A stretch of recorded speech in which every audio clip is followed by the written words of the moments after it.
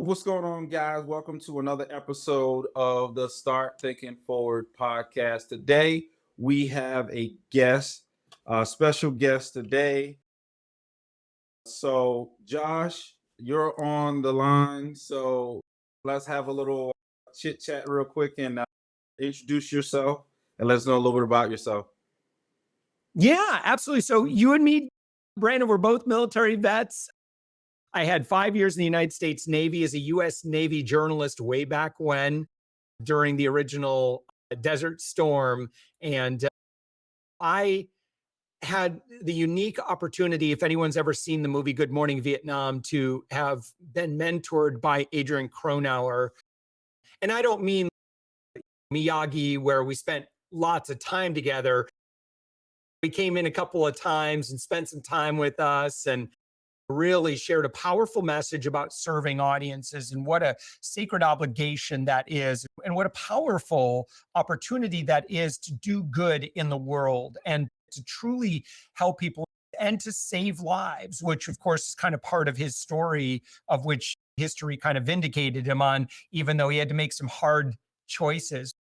From my experience in the Navy, that really led me to serve audiences through my own businesses. And my first company, I shouldn't say my first, but my first company to do well, did all right, was Savings Angel, which I launched in 2007, went on to become a seven-figure a year company. And I did that with zero advertising. And how I did that was serving audiences. I give away everything. I just give away the farm. And I've always tried to be as transparent. I've always tried to be as helpful. Like when you have stage time and you have the opportunity to do good in the world, don't hold back. Answer those questions, like truly advocate for that listener, truly advocate for that audience and ask them, what do they really need right now? From my Savings Angel experience, I ended up getting been in the media over 2,500 times now.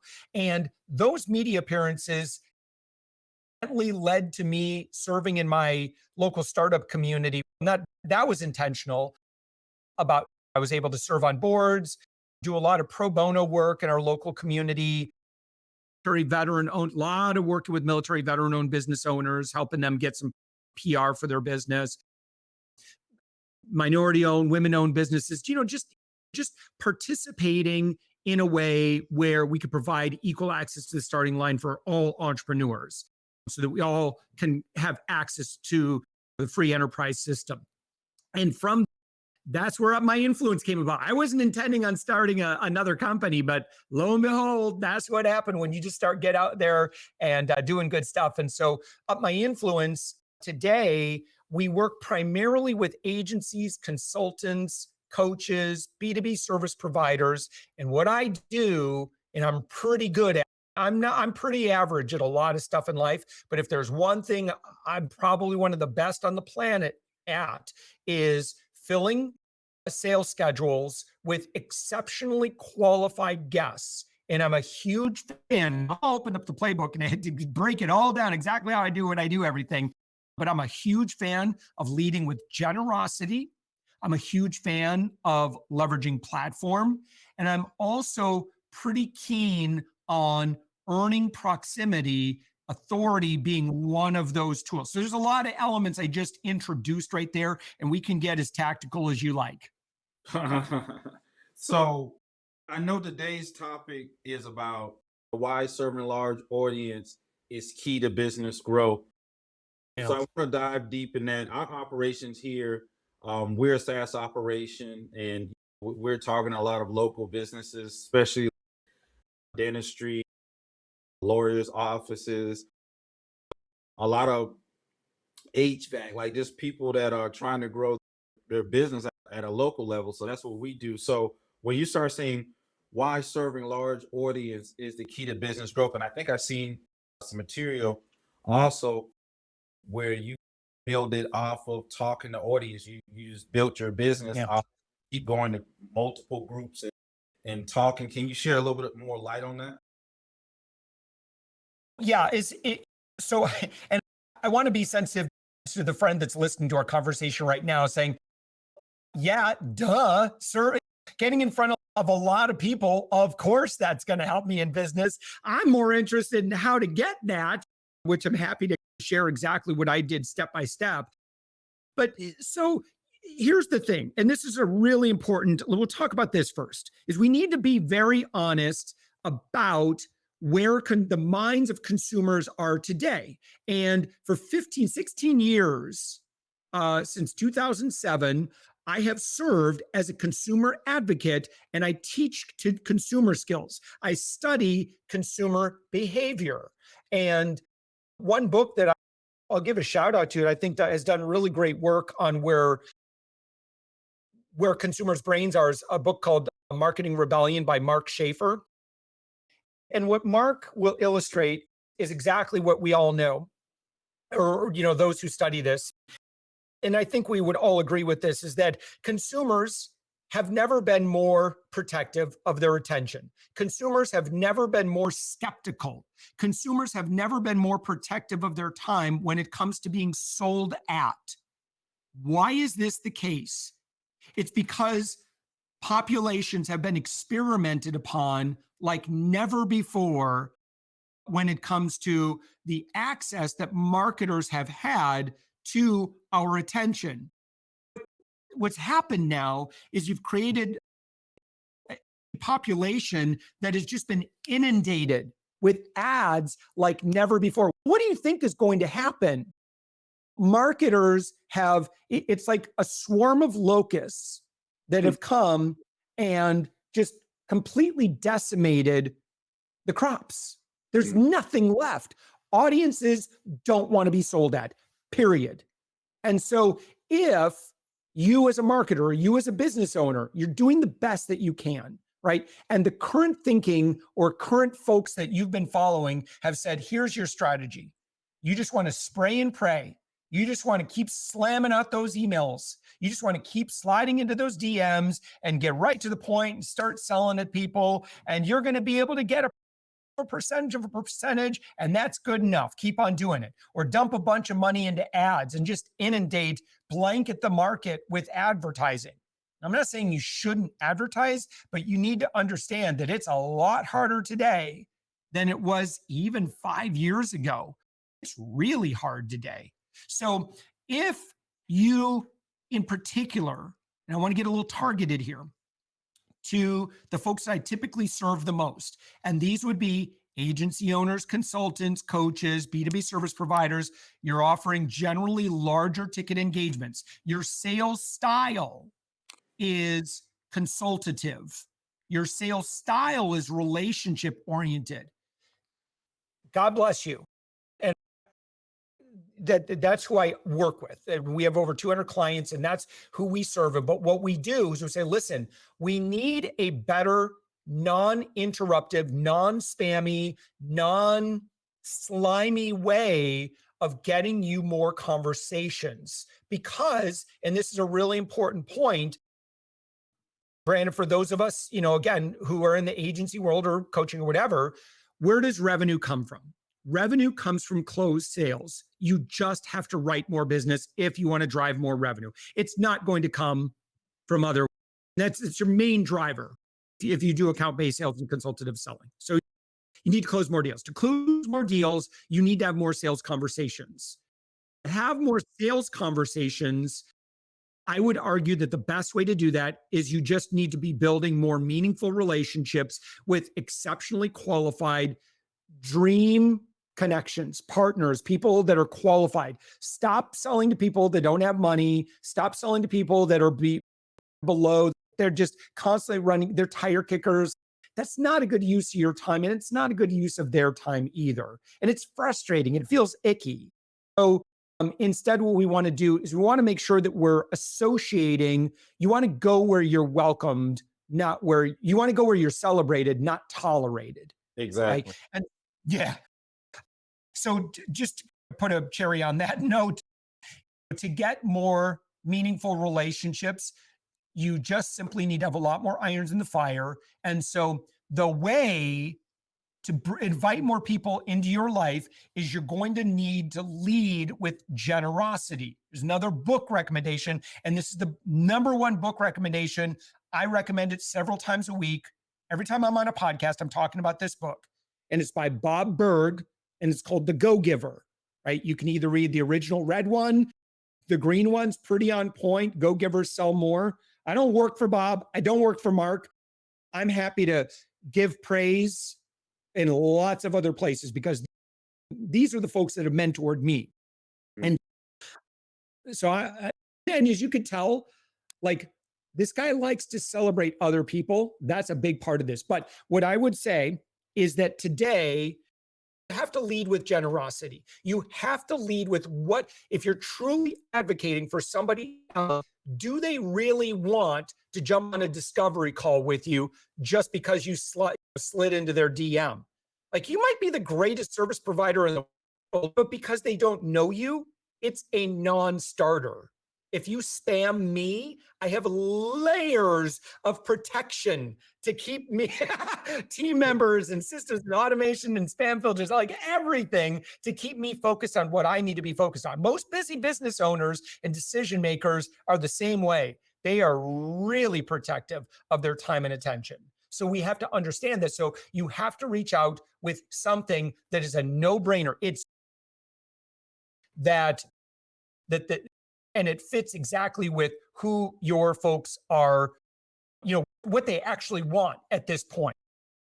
And for me, we're a big fan of leveraging platform. Use platform to make other people look and feel amazing, give them the emotions and feelings of significance, truly do a solid for other people and truly make investments into relationships. And here's what's going to happen, Brandon, and I know you know this as well, like, you will not be able to outgive the market. When you keep showing up at that level, people will trip over themselves to reciprocate if you're just a solid, good business leader. Business leaders love finding ways to collaborate and help one another when they like each other. So that should give us some clues about maybe where we should be spending our time. I agree. So the next question I got for you, and I know a lot of people in the audience it definitely wants to hear this. How did you generate more than $6 million in revenue with less than $500 in advertising? Yeah. And that, by the way, saying $500 is just a catch-all just in case, like maybe we boosted some posts and had nothing to show for that necessarily. So I would conservatively say under $500. I would say it's probably about $50. Wow. And so here's what I did. And here's how I ended up. I got all of those sales because I showed up in the media over 2,500 times. I've been a syndicated newspaper columnist for over 15 years. I've been on TV alone more than 800 times. That's how I connect with and serve and bring value to audiences. It's the same thing whether you're a speaker or whether you're trying to create more one-on-one conversations. The more value you bring and the easier you make it for the meeting planners, for the producers, for the journalists, for the content creators, if you make their job ridiculously easy and your approach is all about them and it's not about you, then you will earn their trust. So here's what I did. Rather than, and it's just ridiculous what I see some people say, I'm going to get a lot of media. So what I'm going to do is I'm going to write up a press release and I'm going to use this email blast program and I'm just going to spam all these journalists. You want to know how well that's going to work? I think you can make some guesses. It ain't going to work at all. Bar none. It is not going to get you any press coverage if you spam journalists. If, however, and here's the sad thing, lazy marketers, that's what they do. Lazy, bad PR professionals, that's what they'll do.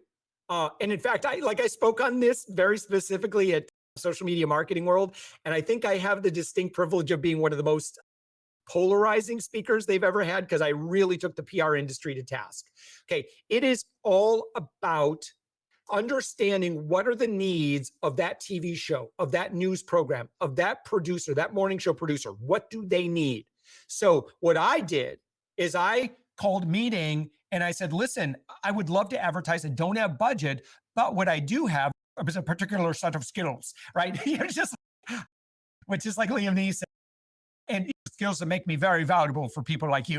So what I offered to do is I said, listen, I will work my tail off to provide valuable content. If we just want to test it one time, here's what I'm going to do is I'm going to share very specifically how your listeners can go get free Cheerios this week. I'm going to give them the exact website. They're going to print out a coupon. They're going to take it into Myers when I was living up in Michigan, and they're going to be able to get Cheerios for 50 cents a box or whatever it is, right? And so that could be valuable, right? So the offer has to be good enough where it's going to get their attention. And I said, listen, I have nothing.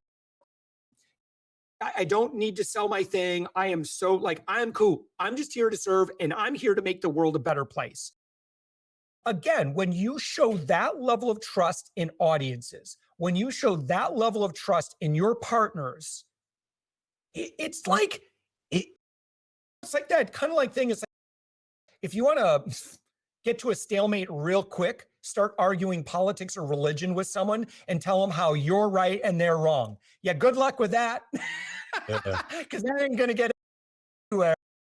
So instead, you may as well understand that Savior asks, it's do a solid and keep on showing up with a servant's heart, and it will feel inefficient at first because in your brain you're like, oh no, we got to get that money. Okay, you will get the money, but you got to earn your way into the club. You got to earn your way into, if you want to be in the media, you have to give them what they want and need. So produce better content, stuff that's really going to serve them. And again, make it all about the audience, make it all about being a great partner for them. And that is how you will earn friendships. And once you earn friendships in the media and you've shown that you can show up consistently, you're always presenting maybe great story ideas, you're media ready, you're practiced, like you've really paid your dues, Brandon, it gets easy. It just gets really easy to the point that I haven't done a single media pitch in years, a decade. And it's always because of my existing relationships. They're always asking me, can you do a story on this? I'm like, absolutely, I'm happy to. So that's how we grew Savings in its current form. I no longer operate the kind of the paid model of that right now. I ended up, folks lost interest in couponing, and I was already moving on to consulting small business owners. But anyway, there's the long answer to your short question. I just want to make sure that I'm as thorough as possible for someone's like, no, you don't understand. I'm listening to this podcast episode because I need to know this. So that's hence my little bit longer than normal answers. Forgive me for that. You're the subject matter expert on this, so that's why I'm pretty sure everyone is definitely tuned in. The next thing I want to ask you is, why do you believe, what's different between authority and influence? And why should one pick one or the other? Or is it a combination of both you need? What would you say on that? That's a great question. Okay, so let's talk about these two elements because we want both, right? Now, authority is, it's kind of, okay, there's this scene in Harry Potter. This is the best analogy I like. There's a scene in Harry Potter where he has this stuff. It's called the Felix Felicis. I live in Orlando, so I went to Universal Studios, and I actually bought a bottle of this. I don't know if it works. I don't think it does. I think it's just candy, but it's called Lucky Juice. So what happens is Harry drinks the Lucky Juice, and then all of a sudden it's like everything just works out for him. I have gone to conferences as another face in the crowd. I'm a nobody there. And I know exactly how that feels because that's most of them. And then there have been conferences where I'm like the featured keynote speaker and everyone's there to see me. I'm on stage, and I'm connected. Like it is a completely different experience. Yeah. When you have perceived and real and communicated authority, it's like the lucky juice. It's like being in that position where everyone's like, "Oh, can I get a selfie with you? Hey, oh, can can we hire you? Can we?" It's like opportunities just fall in your lap. Now, it was not like that at the beginning, and I had to earn my dues. And Rome wasn't built in a day, and neither were any of my businesses. I had to earn that. So just like media, like when we were the first version of Up My Influence, we were doing media consulting and PR services. And so people would say, "Hey, can you get me on the Today Show?" And I'm like, "Yes, I can." And they're like, "Wow, that's great." And I said, "Where are you at right now? What is your level of media? What's your authority?" And they're like, "Well, I haven't been on TV yet." I'm like, "Okay, you could still get on the Today Show, but it's probably going to take you a couple of years." And anyone who tells you're either going to pay a ton of money, like a ton of money, like 50, 60, $80,000, and you can get included in someone else's media segment. And so it's a pay to play opportunity. That's one option, but there ain't no way unless you are truly like right place, right time. You had something go viral, whatever. Yeah, not going to take you. You haven't honored the system. It's people who say, "Well, I want to be a best-selling musician." Yeah, you can be there, but it just Americans especially love that whole rags to riches idea. But when, and I know, Brandon, you've done a lot of interviews. That's not the way it works in business. It's like everyone's got a backstory. Everyone pays their dues. And if you keep trying to shortcut the system, you'll never earn what you need to earn so you could be the person that truly owns that authority. I've just done the work. I keep showing up. So authority is, there's one thing, like you can have the authority, but then you also need to do a really good job of communicating the authority. So having authority and not communicating that authority is, if, let's say in the dating world, like you're a solid 9, but your dating profile, it sucks. That's unfortunately with what I think a lot of us do. And it's like we'll intentionally have bad dating profiles because, "Oh, I don't want to talk about myself. Oh, I don't want to brag," or whatever. That's not how people, like, if your heart's in the right place, that's not how people see it. They don't want to know what your credentials are. They want to know your success. They want to know, can you help me with your problems? Are you qualified? Have you done this before? And so it's like authority without communicate is like me giving you a huge sack of cash and you go bury it in the backyard. Is it valuable? Yeah, but it's really only valuable when you're doing something with it. What's really important is that we want to make sure that we're looking for opportunities on our website, on our social, in a very thoughtful, honoring way, authentic way. We want to be able to communicate, what are we doing? What problems are we solving? You have authority through association. So for example, like if why you're on TV.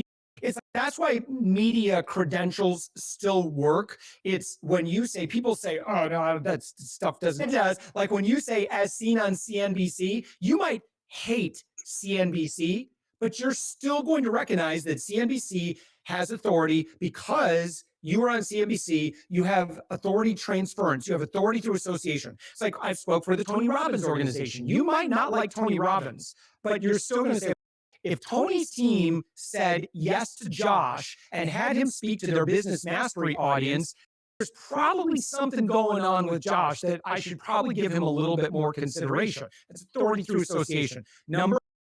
Thank goodness for social media, because that's the greatest way to show that people care what you talk about. So that's another one.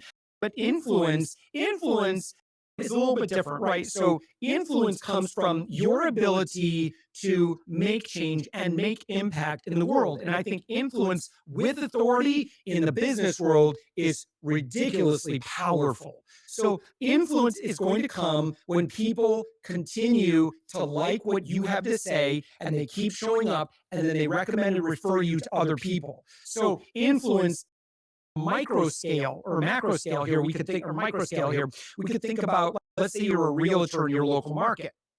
And if you had 200 centers of influence who, when asked, "Who would you recommend to sell my house?" "Oh, definitely Josh. Josh, I like him. He's great. He's honest. He's really easy to work with. He's really well connected. If you have 200 people that would say that, it's game, set, match. You're set for life. And today, when we ask who is the center of influence, pretty much everybody is, because of social media, because of platform. So the goal should not be how many people can you spam and sell at. It should be how many people can you build meaningful relationships with, particularly your centers of influence who believe in you, who, when asked, would say, I don't know exactly, like, I haven't worked with Josh, but I like Josh and I trust Josh. You should at least talk to Josh. That's what you want. You want hundreds of people in that setting. And the only way to get there is you're just going to have to start investing in relationships day after day, week after week. Truly, no sales, just providing the greatest good you can in the world, and then they'll do your work for you. Wow, that's powerful. It's the first quarter of 2023, and I always run my years like literally a game. Like, here's first quarter, second, third, fourth quarter, it's over with. So I guess the next question is, what are the most important things you should do if you're wanting to get sales rolling right now? What is the most important critical, mission critical things that your small business, what is it that you need to be doing right now to start getting those sales rolling?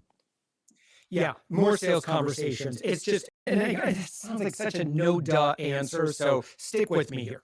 All right, so again, getting back to this formula that I shared earlier, to get more meaningful sales conversations, you have to be opening up the conversation with exceptionally qualified buyers. If in the business world, you're a 5, you're just middle of the road. You're not a judge on Shark Tank. You're not, you haven't done a $1 billion exit. You're just out there doing your thing, right? And if you sell to 3s and 4s, just whatever, just keep on being out there and keep on serving mass audiences. But if you sell to 6s and 7s, what you're wanting to do and what you're asking me in that situation is, how can I punch up a couple of levels? And I need more face time with people that have budget. These are my people. I work with agents, dealers, coaches, consultants, right? And so the fastest way, again, you're going to have to follow a go-giver path if you want to get time with them.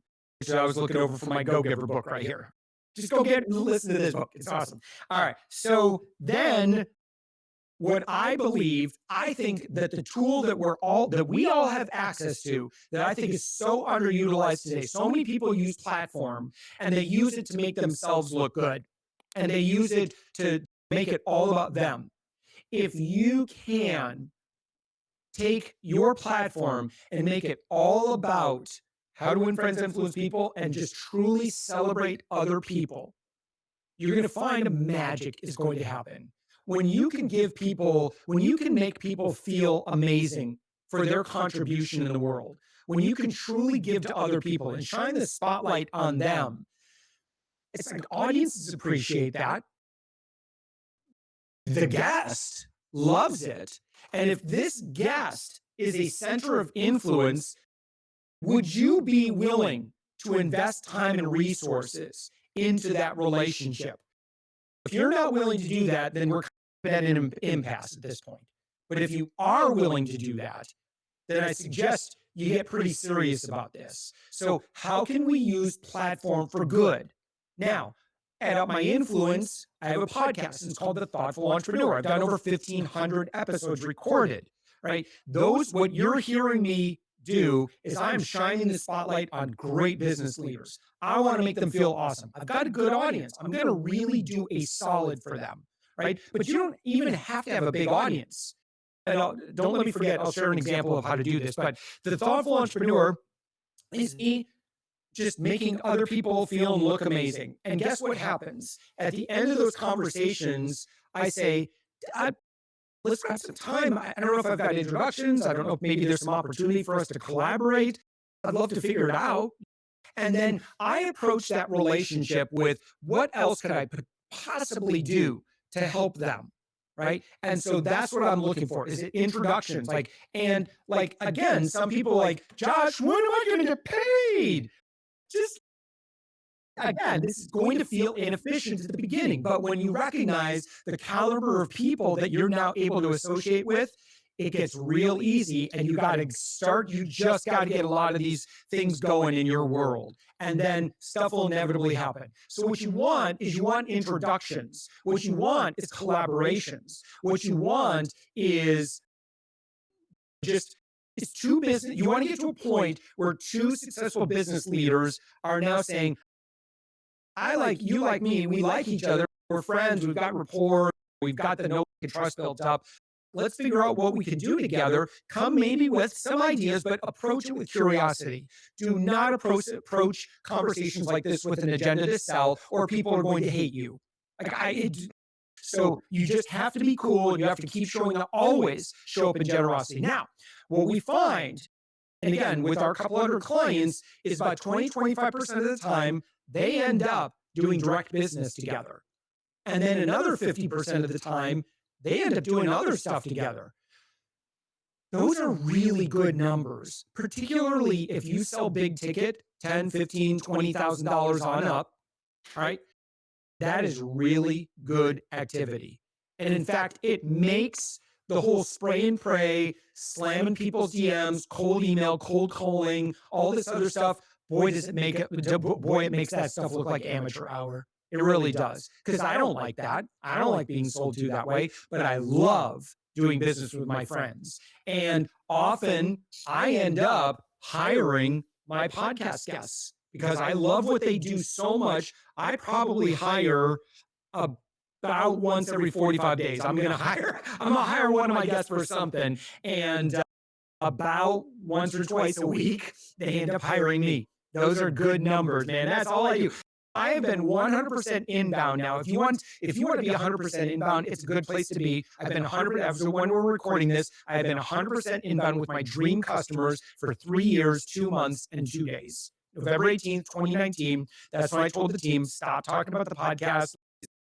Stop promoting for guests. Like, we have more guests we could possibly handle, and we have been that way because we've just developed a solid reputation for just providing an amazing guest experience. Oh, the other example, let's say, because I want to address this brand because there's probably someone that's listening. They're like, okay, Josh, yeah, but you have a pretty good social media following. I don't have that. Okay, so here's the thing. Here's a great example. I went to a conference where I was a nobody, which is, again, most places I go. I'm big. I tell you what, I'm really popular at the nerd table. But get me away from the nerd table. It's like, who's this guy? He talks a little too fast. He's a bit much. But here's a great example of how you could start with nothing. And you could leverage platform to create proximity, which leads to who knows what. We have to be open to whatever the good outcome is. Went to an event. It's not my event. It's my wife's event. My wife is a licensed marriage and family therapist.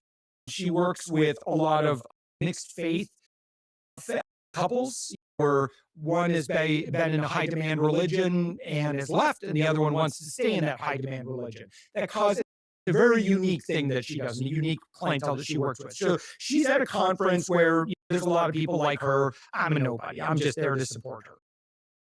But I believe in what they do. I love the work that they're doing. So I found the organizer of the whole event. She's very accessible. And I said, hey, I'm a member of this group and Facebook group. And I said, would you mind if we just did a quick live stream and talked about this event and what you guys are doing? And there's no rules in the group where, and anyway, I think people in the group would really love it. There's clearly no violation of terms. Sure, you could do a live stream and share some valuable content with the group. There's nothing for sale. I'm not selling anything in that live stream. Again, it's all about her. So I grabbed my phone. I said, let's do a quick live stream. I grab my phone. I go live in the group. I said, hey, we're on the ground and I've got so-and-so here. And I just play journalist, basically. And I'm like, tell me what you guys are doing. What's on the speaker socket? Let's go around and maybe talk to some of the vendors that are here. And so now just think about it. If you're a meeting planner, you're an organizer, and someone does this for you, man, that is it's just so nice. It feels good. And then these vendors who are paying money to be there. And all of a sudden they're like, who's this guy? But cool, right? And so now I'm like building all these relationships through service. So we get done with it. And she's like, man, thank you so much for doing that. I was like, what can I do for you? You'll hear this. If you hear this a lot, you know you're doing it well. What can I do for you? Right? Yeah. And I said, no, it's just, I'm here to support my wife. My wife works with Natasha. Oh, yeah. So then I make an introduction. They get to know each other. Will it turn into anything? Maybe. I don't really care. Because again, if you have the heart of a servant, you're a certain true servant leader, and you truly believe in giving, like good, you just trust the process. It might be years later that my wife's name comes up, not in the Will Smith way, but just like it comes up in just conversation, whatever. And that organizer, who is definitely a center of influence, oh, I know Jenny, blah, blah, blah, blah. Great example of this is how I got the Tony Robbins thing. Is I was friends with David Meerman Scott. Well, not friends. I was a fanboy of David Meerman Scott. He's the guy that created the term newsjacking, and he's a very popular author, really cool guy. So I love his work. I created content all about how awesome he is and just how to get very practical with the stuff that he talks about. From that, I created this content, and David Meerman Scott's like, wow, man, thank you so much for that. And I'm like, yeah, absolutely. Fast forward a year later, and I find out he's going to be speaking at the Tony Robbins event. And I said, hey, David, I don't know if you remember me, blah, blah, blah, but I'm going to be at this event, and I see that you're speaking. Said, yeah, absolutely. I said, listen, is there any way I can go get a photo with you? I just love to grab a few minutes. He's like, totally. And so then, so I find him, he's at the tables with his wife or whatever, and he's got a booth or whatever. Anyway, I said, hey, listen, thank you. Grab the photo. He says, listen, I said, it may be way too early for me, but to speak at Business Mastery here, what is that process like? Because, I've done my fair amount of speaking, and I've had some pretty decent business success. He goes, no, hang on. I'll introduce you to the exact person. So here's what happens. He's 6'5" or something like that. I'm definitely not a tall guy. So he's like takes off. He's like, follow me. He's like cutting through this audience. Just like, it's so funny. He's like, I'm just like trying to catch up with this guy. So he's like taking me to the exact person who handles all of the speakers for the Tony Robbins organization, introduces me. He goes, this guy has been in the media over 2,500 times. He's an amazing speaker. He's producing content. He's got a huge audience. You need to get him on your agenda for the Business Mastery series. And she's like, great. Yeah, Josh, let's get your information. Let's chat. That's the power. It's stuff like that. And you have no idea. It's like, how many of us have been in business for a while, and it's like we get a piece of business, and we're like, well, how did we get connected? I don't know. I don't even know. It's like 6 degrees of Kevin Bacon. That's the kind of stuff when you keep showing up as a giver, is people will reciprocate, and you get to a point where you will not be able to outgive the market. So that's powerful. And I think that's a key. I talked about it a couple of days ago. I said, what I found oftentimes is when I go out of my way to help others, in that same process, I wind up helping myself, where, like just recently, partnered with Atlanta Legends. And this is an organization that's G League, so it's right under the NBA. And in that process of helping them, it has helped me because I've gotten introduced to some people. I've gotten some new clients as a result of that. But when I went into that situation, I didn't have any motives other than let me help this person because they need X, Y. I have the resources, and it has opened up a plethora of different things to me. So I think that's very interesting. Yeah. And I would say, Brandon, there's probably someone who's like, wait a minute, are you just saying I'm just going to give away all my time for free? Yeah. However, you need to know who you're of greatest value to, and who, the relationship's only going to go so far, right? So when I am doing service, I'm doing service where there's no, and I like the principle of tithing when it comes to our time and it's like what we've done.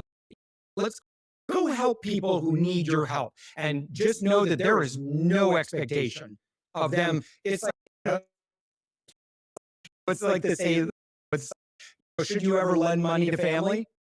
Nope. You should give it to them and just know that it is never coming back. So it's kind of like that same thing. Like there's, I don't call it charity work, but there's service work where it's just, I'm just out here just doing a good thing. But then like you have to be protective. Like I just had a conversation with someone. She's like, hey, we're pre-revenue, blah, blah, blah. And I said, man, listen, I've got some great free resources. I don't know that there's a whole lot I can do for you other than that, because I'm just not, I don't have the bandwidth, and I don't really have the services to help pre-revenue companies. And I'm so sorry for that. But that's what I use as a filtering mechanism as well. You give democratization is one of our core values, but that doesn't mean you give away all your time to people that are not qualified. You want to give away your time and resources to folks that are exceptionally qualified, because that is absolutely going to turn into business. And that should be probably, I'm going to guess, maybe 90% of your time. And then 10% of your time, you're giving it away, and it's just basically charity, right? You're just giving and serving and making the world a better place with that, with no expectation of return. So I think that's a good, it's a good ratio, and for believers, biblical in nature too. Yeah, exactly. I agree. So, any parting words, and how do people get in contact with you? 'Cause having you here has really energized me, and I'm like, whoa, I know for a fact I will be reaching out to you. We're going to be doing some business together. And like I said, for me, it's been consistency, having an audience, building an audience, and not plugging in. And when you said earlier, I'm a realist. When you said 1,500 episodes, I was like, wow. Yeah, you just keep showing up. It's like Captain America, right? You just keep getting up. That's it. For me, though, it's like I felt like Richard Gere in Officer and Gentleman. It's like, I got nowhere else to go. I don't know what else to do. All I know is that I don't bother with shiny object stuff at all. And most mature business leaders, you can really tell who's either struggling or early stage by how enamored they are by shiny objects. Whereas I think a lot of your more veteran business leaders and owners, like, that's cool. I'm going to keep my eye on that. Thank you so much. Or I'll have someone on my team take a look at that or whatever. I got something. It works. And it's not gang. It's not like $1 million overnight kind of stuff, but it works well. And I keep showing up, and it's like each year we grow by about 30 to 50%. I'm cool with that. I don't need to grow 500% in 1 year. 30 to 50% growth year after year, that is a great trajectory. And most mature business leaders, that's how they look at it as well. There's a lot of shiny object gurus out there that love to take your money and sell you stuff. And they make big promises about easy passive money while you just kick back and let the system spam and all that kind of stuff. I think the marketing world is even, I think I'm seeing so many more instances of folks, marketing leaders, having a crisis of conscience, saying, you know what? I think we're not doing a good service for people. I think we've been enriching our own selves, but we're intentionally selling them stuff that doesn't work so that we keep them buying those empty promises. And I think it's better to just go back to, how do you buy? What do you like? How do you like to be treated? And that's how we should show up in the world. Golden rule. How about that? Yeah, golden rule. So, any last parting words? Sure. Listen, two things. You're always looking for great guests for my podcast, The Thoughtful Entrepreneur. I would love to celebrate you. You can go to my website, and that website is www.upmyinfluence.com. Upmyinfluence.com. And you'll see, now booking podcast guests. By all means, always looking for great guests with great stories, great domain expertise. And then number two, if you sell higher ticket, in other words, the value of a client is north of $10,000, listen, I do so much for free. I teach with other people. I don't do e-courses and all that other nonsense. either I'm just going to teach you for free, and if you're if you're at the DIY level, then again, I'm not going to sell you tripwire stuff and all that junk. I'm either going to teach you for free because you're just at that stage of business, or if you've got some budget to play with so you can really ramp up sales. And I'm a virtual chief revenue officer is how I come in. So if you sell big ticket, you've got decent authority, and you're relationship oriented, which is mandatory for us, then please go to upmyinfluence.com, watch I do a free webinar. It's a non-sales webinar. It's basically just like, hey, I'm going to open up my books. I get real specific. I share a lot more numbers. I share a lot more resources, examples, books, and stuff like that, things that you can immediately use. But then, yeah, if it feels appropriate, yeah, we can always grab time, but that's completely up to you. Most importantly is I'm an evangelist, as you can tell, for this way of doing business. Go make the world a better place. Be genuine, be authentic. Your reputation will carry you very far in this world. And again, just keep showing up as a giver. And again, you'll get to that point where you'll be running circles around the people that keep with the sell stuff. They'll fizzle and burn out because it's not working. And meanwhile, you will have a network. It's not what you know, it's who you know. It's your network, is your net worth. It's all of that. That's what we should be building for in 2023. Wow. Josh, I want to definitely thank you for being on the show today. I know for a fact the listeners will definitely enjoy this. It's very informative. I definitely want to have you back on the show again to dive a little bit deeper in some more concepts. We were literally almost at the hour mark, and the whole time it was like I'm sitting here taking notes because this is all good stuff, and I think it's information that businesses need, and in figuring out how they're going to implement this, and what better time than the first quarter. What better time to get this information? What better time to connect with your brand influencer?